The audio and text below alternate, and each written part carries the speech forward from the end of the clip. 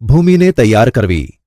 વિદ્યાર્થી મિત્રો, પાક ઉછેરવા એટલે કે રોપતા પહેલા ભૂમિને તૈયાર કરવી એ પ્રથમ ચરણ છે। માટીને ઉલટાવવી અને પોચી બનાવવી તે ખેતીનું મહત્વપૂર્ણ કાર્ય છે। આથી મૂળ જમીનમાં ઊંડાઈ સુધી જઈ શકે છે।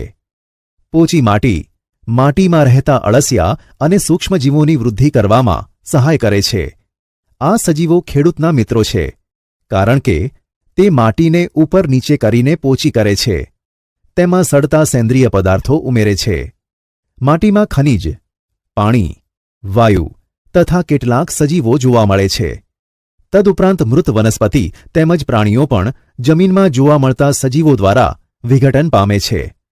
આ રીતે મૃતદેહમાં જોવા મળતા કેટલાક પોષક તત્વો જમીનમાં ભળી જાય છે। આ પોષક દ્રવ્યો વનસ્પતિઓ દ્વારા શોષણ પામે છે, કારણ કે